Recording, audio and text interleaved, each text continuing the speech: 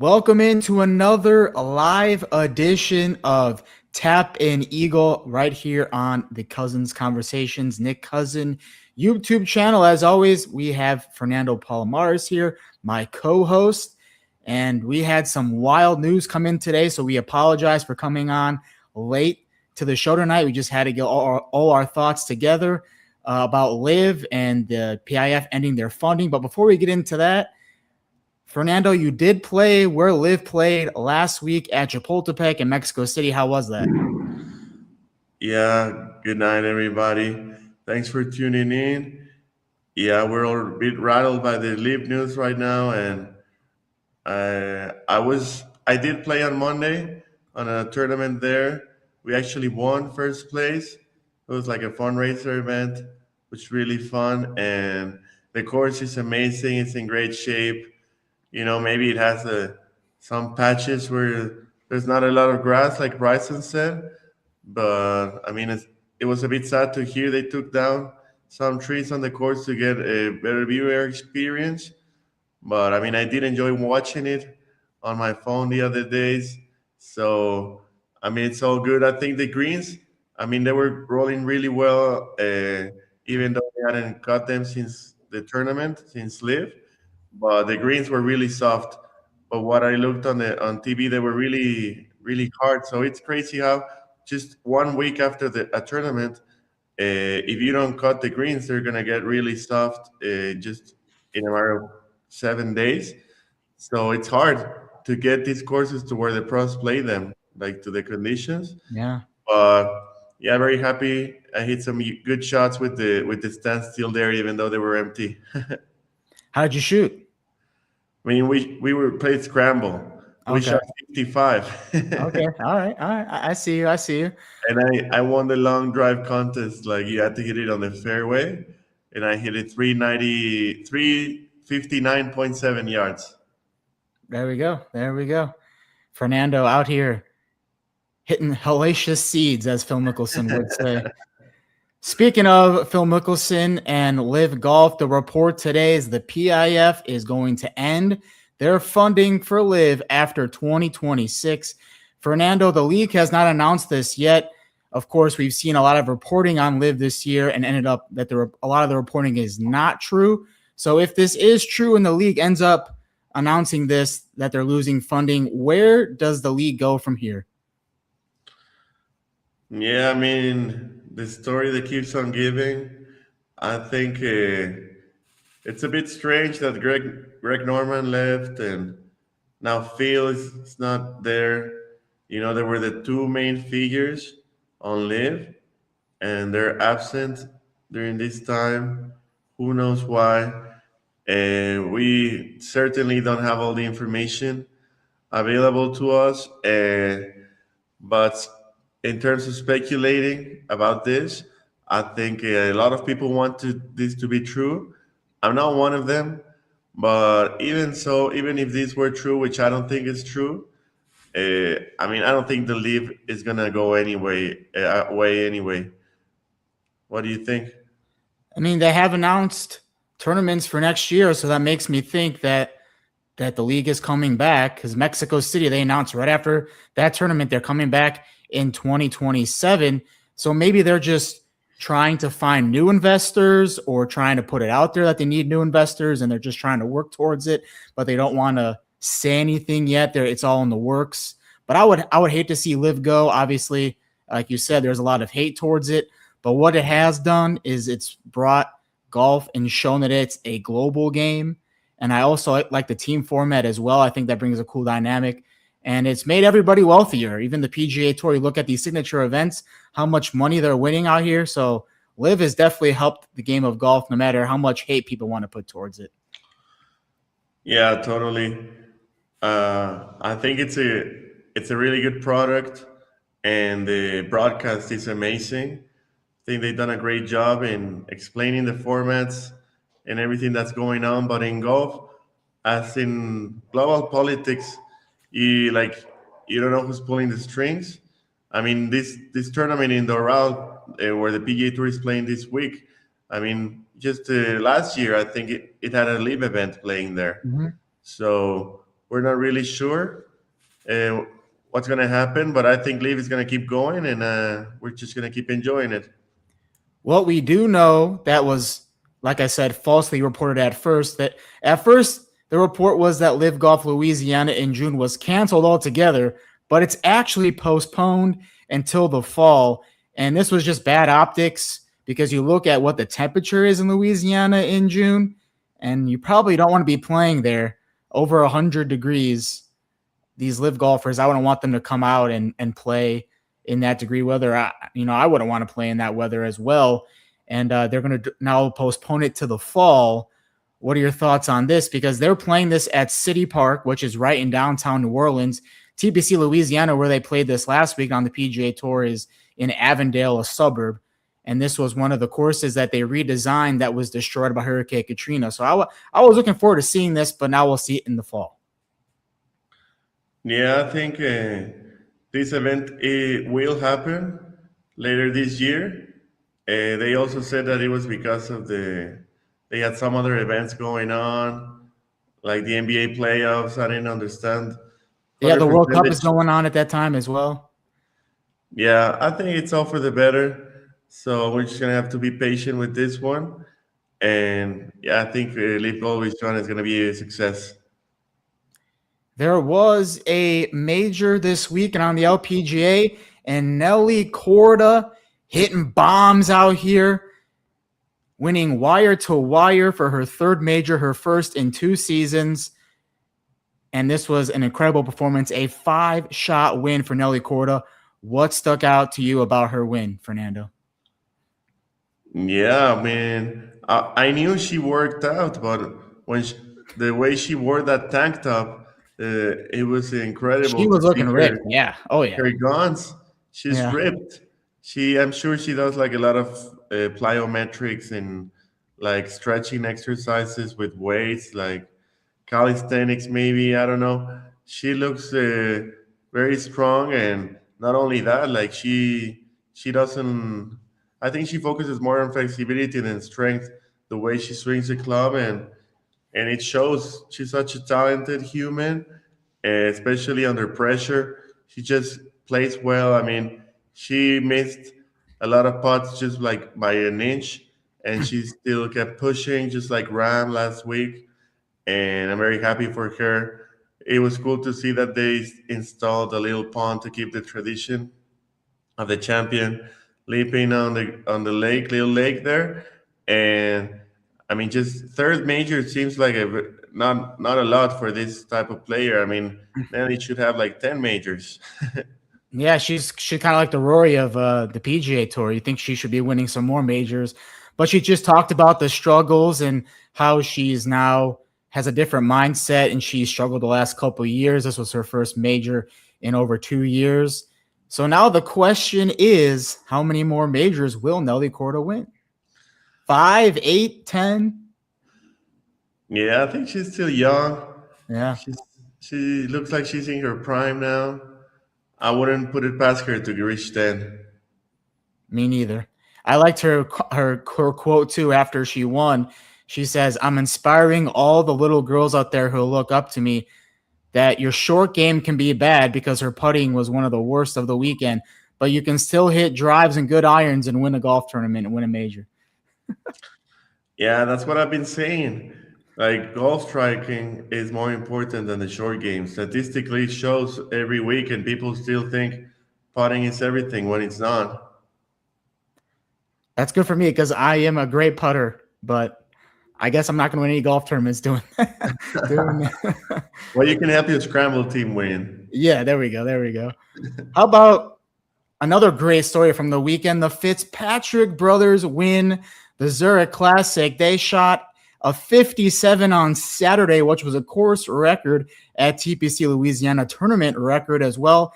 And then Sunday, they let everybody back in. It was a 4-way tie going to the 18th hole, just needed birdie. And big brother Matt seals it with that beautiful bunker shot. That bunker was in a tough spot right in the middle of the fairway, right in front of the 18th green, and he just dialed it in there. Wow, it was so beautiful. Like the way like Matt like looked at Alex in disbelief that It was like this, yeah. they won, and like they won together. It was like pure happiness. I mean, I'm sure like before Matt hit that bunker shot, his brother was like, please don't mess it up, do it for me. And Matt, I'm sure he was telling him like, you're gonna shank it, like maybe threaten him like in a funny way, but just to mess with him. But man, Matt Fitzpatrick proves that he's one of the best short game players in the world. I mean, nobody was going to know if he was going to go cross handed or normal grip. And he went with a normal grip there, and it was beautiful. And he was just a tapping birdie for his brother. 2 wins in like 3 weeks for his brother, and like 3 wins in 4 events for Matt, man. These guys are on fire. Matt is living his best life right now, getting in peak form for that major season coming up, PGA, in 2 weeks. Maybe he wins that.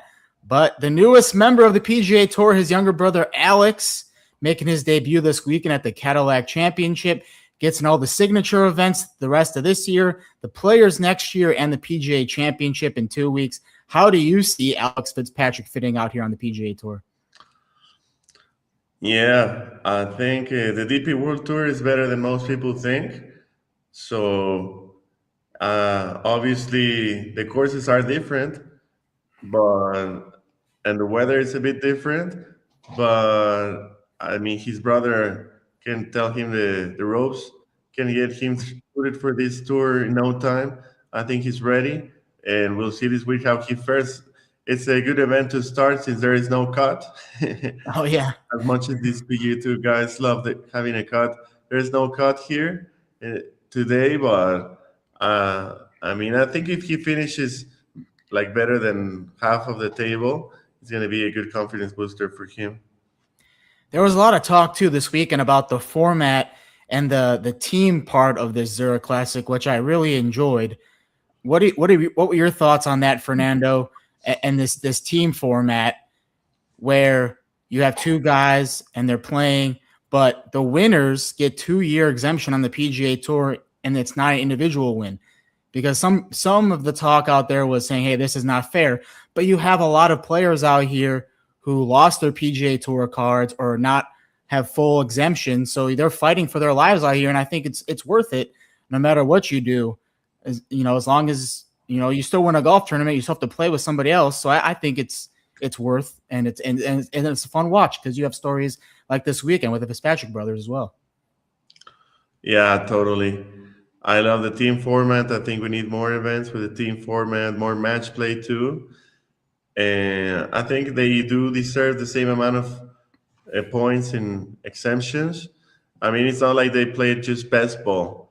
I mean, maybe in that case, one person could carry the team, but they were playing like alternate shot too. So I think it's fair.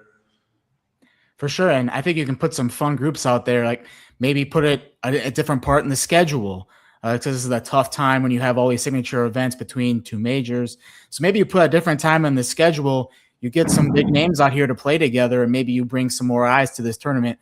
But you look at the loyalty from some of these players like Shane Lowry, who won this event. He was playing with Brooks Koepka. He scouted him to play this event, even though they missed the cut. But those are some names out here that we could see every year if they put this in a different spot, or they found a way to get more of these bigger names in there.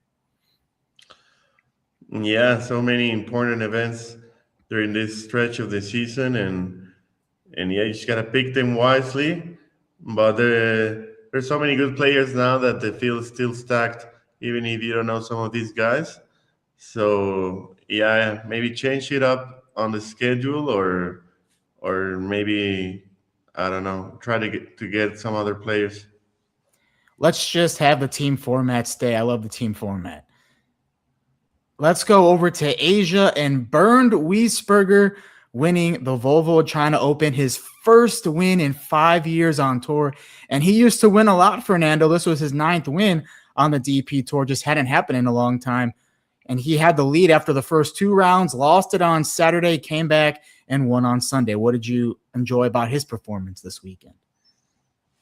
Yeah, amazing to see the Austrian fellow back at it again. he had a rough couple of years after trying to be on LIV.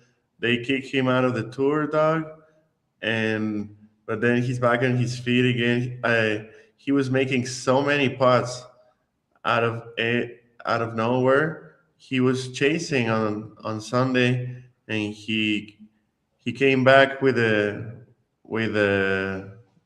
like it was like 3 shot deficit on the back nine. So very happy for him.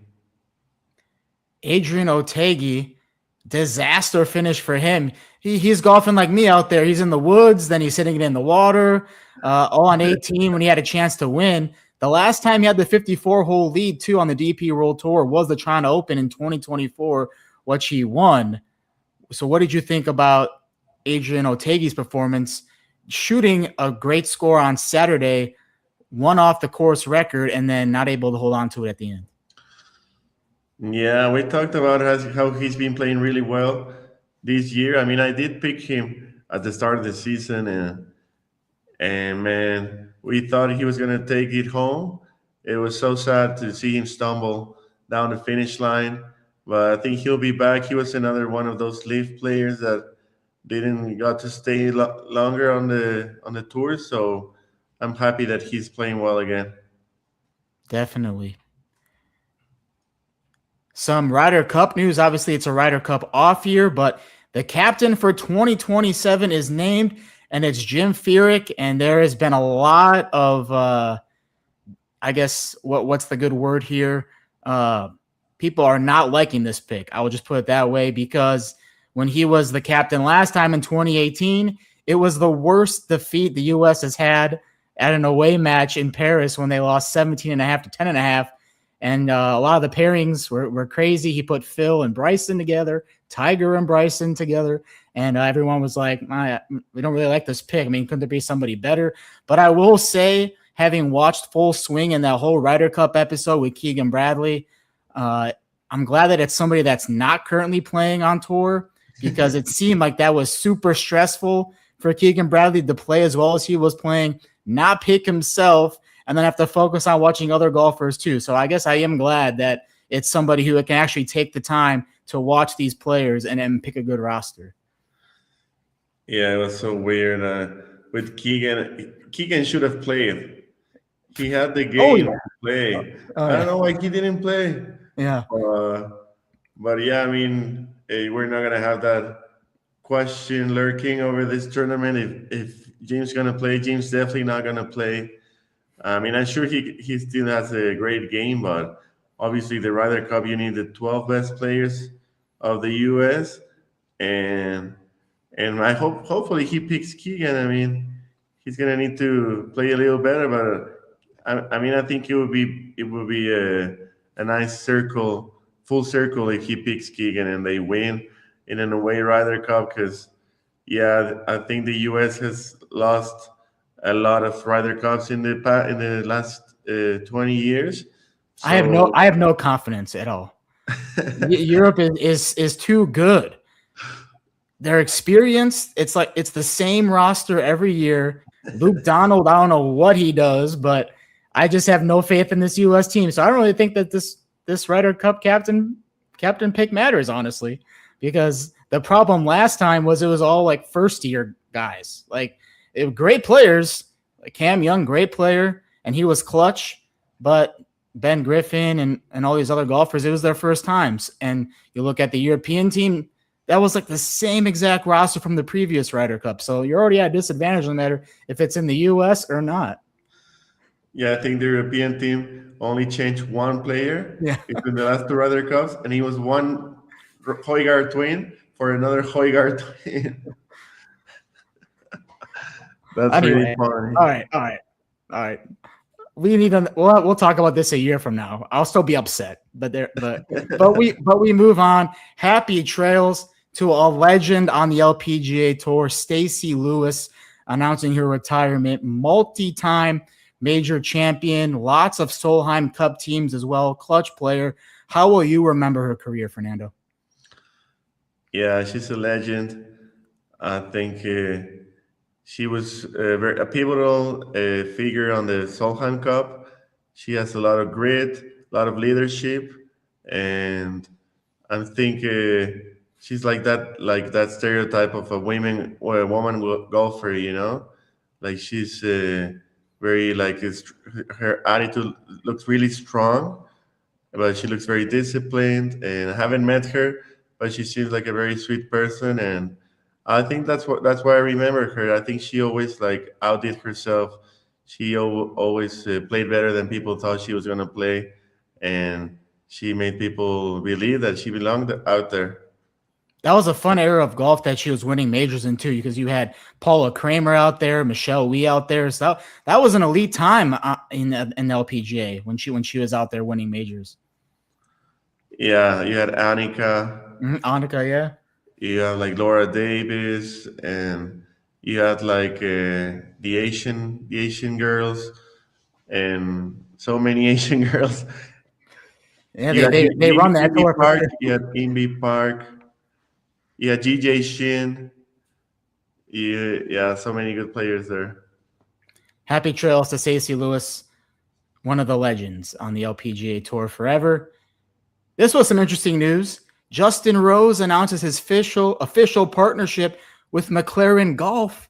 And yes, that is the McLaren cars from the F1 who are making his irons. And he actually played with these irons at the Masters. So I'm not going to say this was a bad decision because he played well at the Masters. So maybe there's something that he sees in these clubs, or maybe he's helping them make the clubs. But how do we feel about McLaren, a well-known car company who's had success on F1 with my favorite F1 driver, Lando Norris, by the way, but this is a golf podcast, so we won't get into that. But how do we feel about this, that McLaren's getting into golf with Justin Rose? I think it's amazing that he's part of the development process. I don't know how much he's involved in it compared to how much Bryson is involved in the manufacturing of his clubs, but the clubs look like a normal club. Still looks cool that it's a McLaren, and it's associated with Formula One. I think TaylorMade had like a collaboration with Red Bull. It's a whole different game. I think that they're starting an actual brand of golf.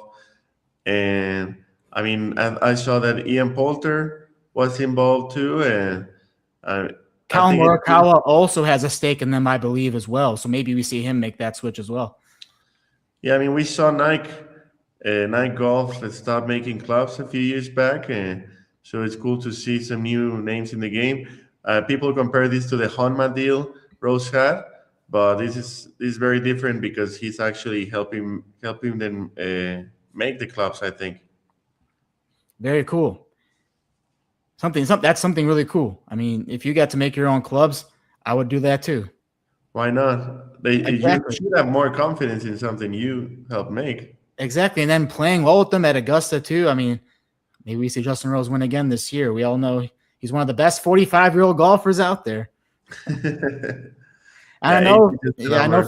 Yeah, I know, Fernando, you love your college golf, especially Jackson Coyven, a PGA Tour member, but continues to play at Auburn and win his third SEC individual title. And not only that, but dominating by 7 shots. What do you love about Jackson Coyven, and maybe when we'll see him actually be playing full-time on the PGA Tour? Because he just loves playing at college because he can make money out there as well. Yeah, that's the beauty, that college players can get paid now. And we're going to miss him when he goes to the pro ranks, because he's maybe the best college player ever. I mean, yeah, third SEC in a row. And if you look at the stats, I think he's in the top 50 players in the world in terms of his stroke scoring average compared to the difficulty of the course, which it's called the slope of the course. And top 50 in the world, and he's still in college. That's crazy. Yeah, That's like Data Golf has him as a top 50. Altogether. Yeah, LeBron Data Golf top has 50 in the world in high school. Crazy. Yeah, Data Golf has him as a top 50 golfer, and he's like ahead of like Justin Thomas and Tony Finau and like all these like Gary Woodland. Yeah, Gary Wood. Like, it's crazy, and he's 226th in the old WGR, so that's still pretty good if you're in college. Yeah, it's amazing. Wow, what a player.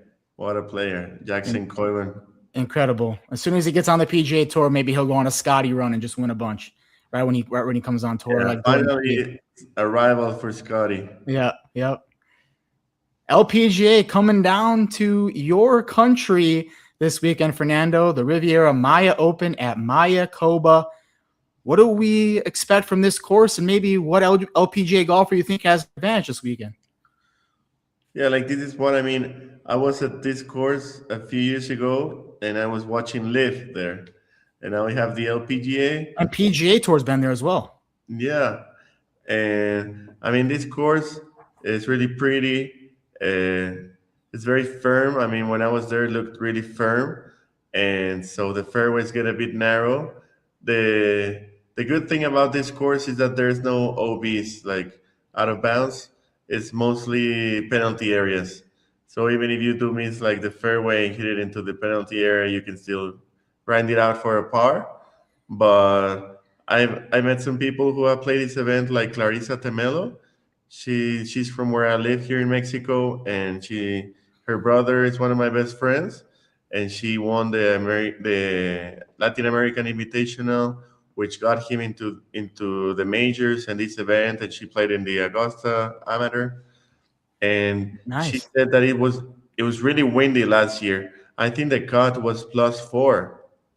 Wow. So yeah, nothing. That's tough. That's tough. Yeah, for these players, it's a lot, and so we're gonna have to check the forecast. Also, wish a lot of success in this event to the other Mexicans playing, like Isabela Fierro and Gaby Lopez and Maria Fassi.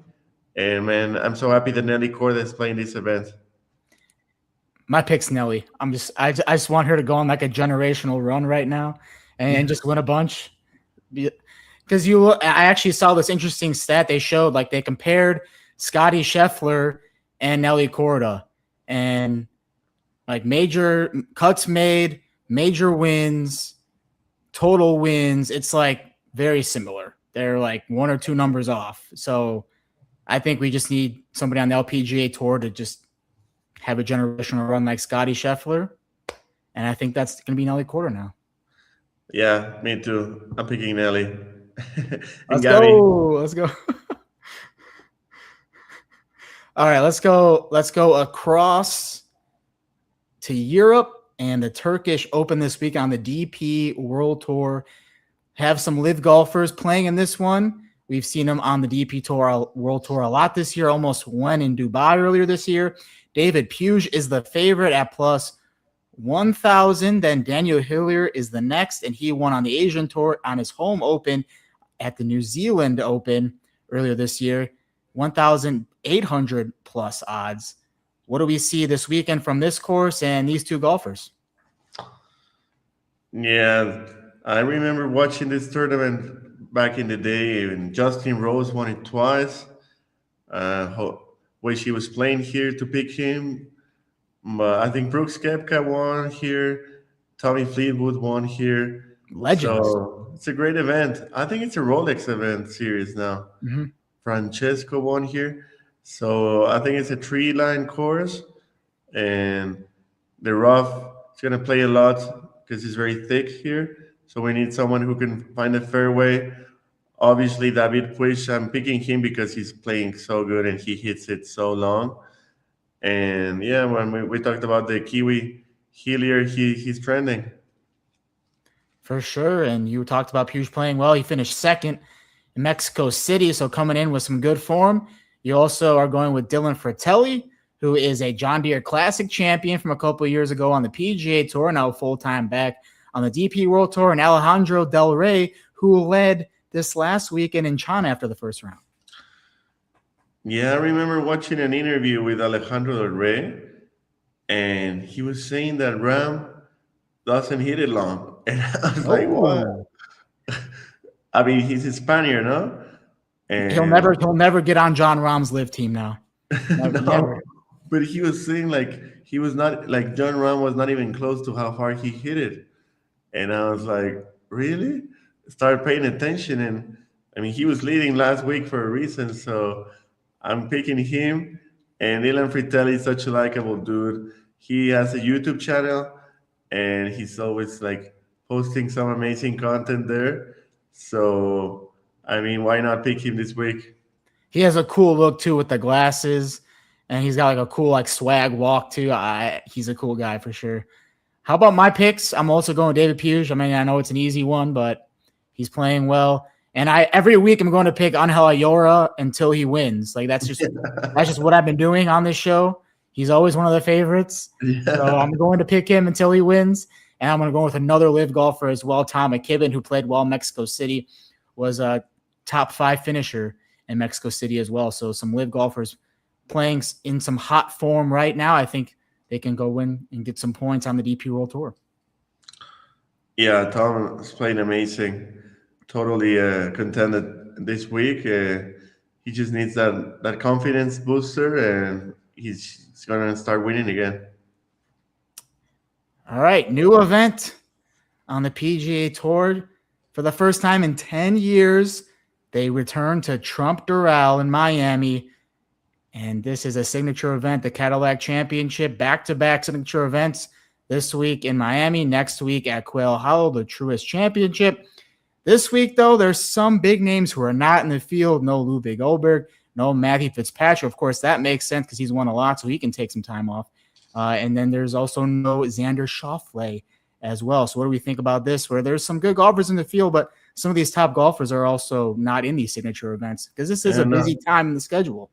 Yeah, no Rory. Yeah, no Rory either, yep. And if we have the PGA in 2 weeks, they want some rest. I get it. And I mean, we all like to think that golf is an easy game, and it is very easy. But at the same time, we know this course statistically is one of the toughest courses out there. It's windy, it's long, it's a lot of rough. The layout is brutal, so it's called the Blue Monster for a reason.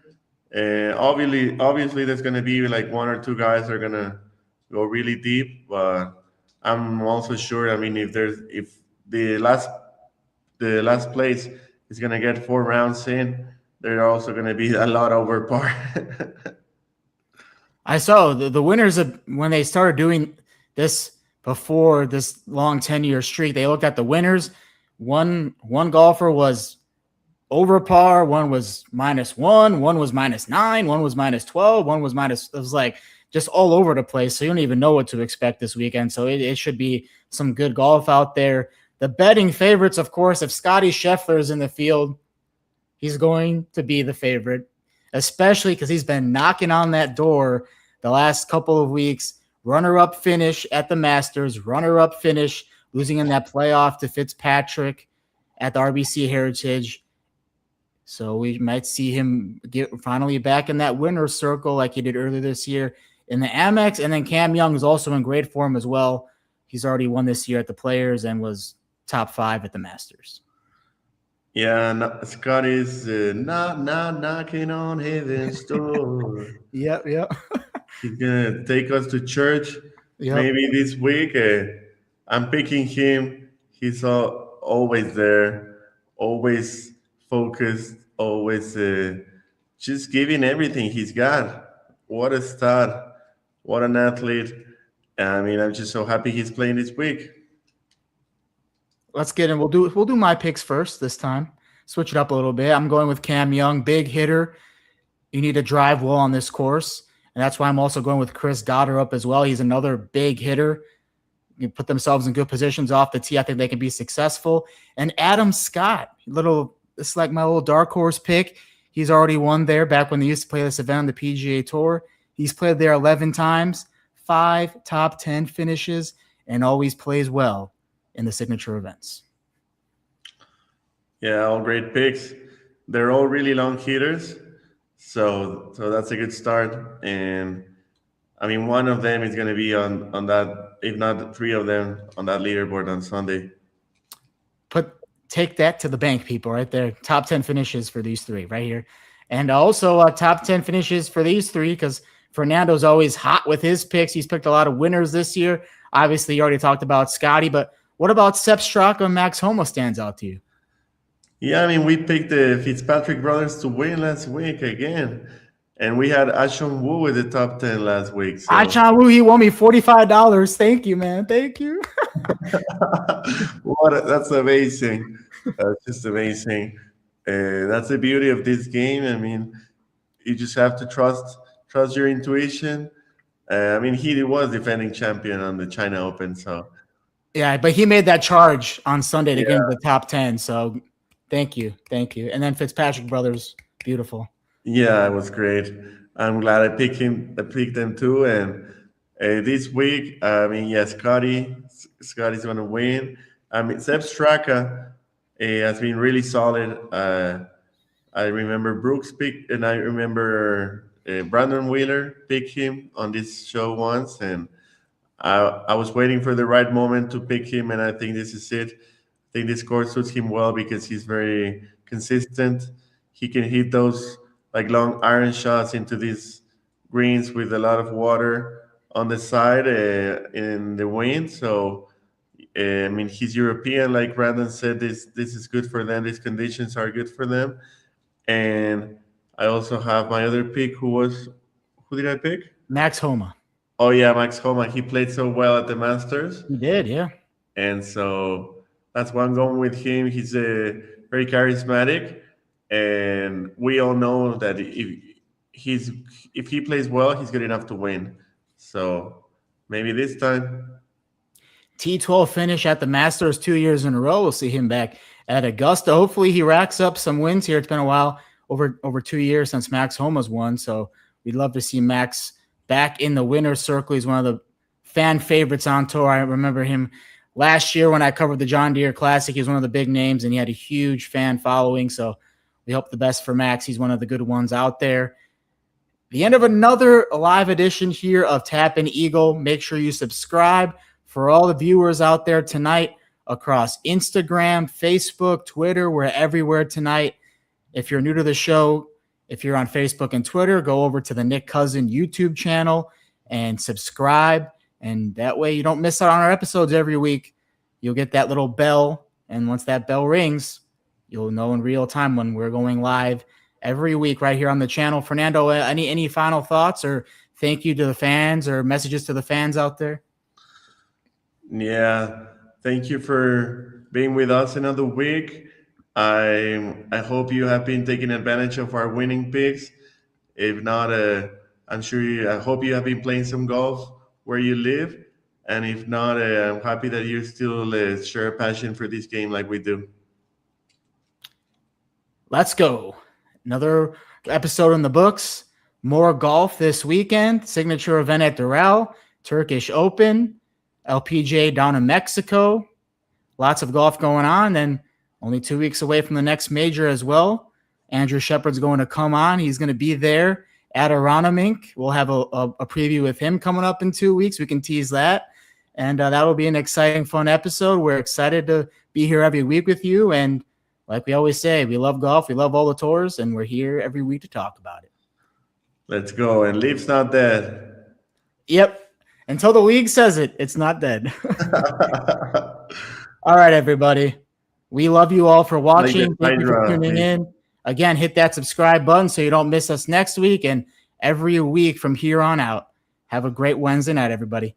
LIV is like the Hydra beast. Like you cut one head off and two new grow. So let's go. See you next week.